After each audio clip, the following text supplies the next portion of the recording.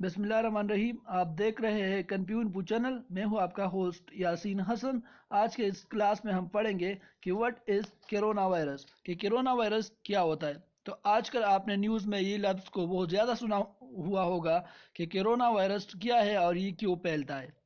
ٹھیک ہے، تو بس میں آپ کو بتاتا ہوں کہ وائرس کیا چیز ہوتا ہے. وائرس ایکچولی ایک لیٹن لفظ ہے جس کی معنی ہے پوائزن. مین وائرس ایک ایسا سبسٹانس ہے یا تھنگ ہے جو لیونگ بھی ہے اور نان لیونگ بھی ہے. یہ جب ہوسٹ کے اندر ہوتا ہے تو یہ لیونگ ہوتا ہے، اور جب ہوسٹ سے باہر ہوتا ہے تو یہ نان لیونگ ہوتا ہے. تو اس کے بعد جو انتہائی اہم ٹاپک ہے وہ ہے کرونا وائرس، کہ کرونا وائرس کیا چیز ہوتا ہے. The coronavirus name is derived from the Latin word corona, which means crown or hollow. Corona virus کا جو لفظ ہے وہ کرونا کی لفظ سے نکلا ہوا ہے.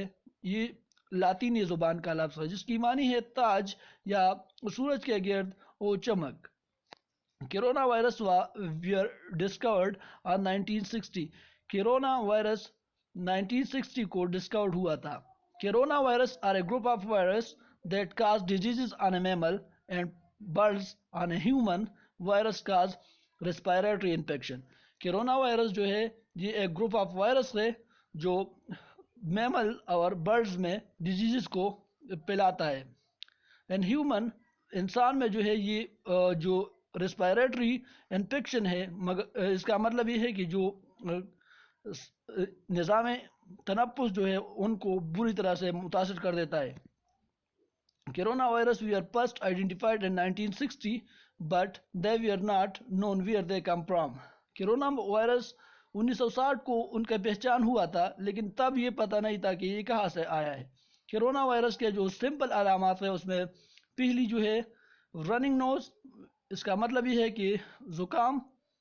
کونچنگ، اس کا مطلب یہ ہے کہ کونسی اور گلے کی خارش، اور اس کے علاوہ بخار. یہ وہ علامات ہیں جن کے بعد انسان کو یہ پتہ چلتا ہے کہ ان کو کرونا وائرس ہوا ہے.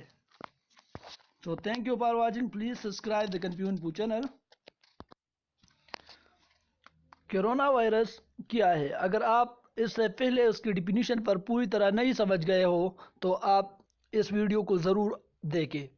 کرونا وائرس ایک عام وائرس ہے جو عموماً میمل پر مختلف انداز سے اثر اندوز ہوتا ہے. میملز کا مطلب ہے وہ جانور جو اپنے بچوں کو دودھ پلاتے ہیں. عموماً اس میں گائے آتا ہے، خنزیر آتا ہے جس کو سور انگلش میں کہا جاتا ہے، اور پرندوں میں نظام انہضام کو متاثر کر کے ڈائریا یا سانس لینے میں رکاوٹ پیدا کرتی ہے. جبکہ انسانوں میں اس سے صرف نظام تنفس مین ریسپائریٹری سسٹم ہی متاثر ہوتا ہے. سانس لینے میں تکلیف اور گلے میں شدید خارش یا سوزش کی تکلیف ہوتی ہے، مگر اس وائرس کی زیادہ تر اقسام مہلک نہیں ہوتی.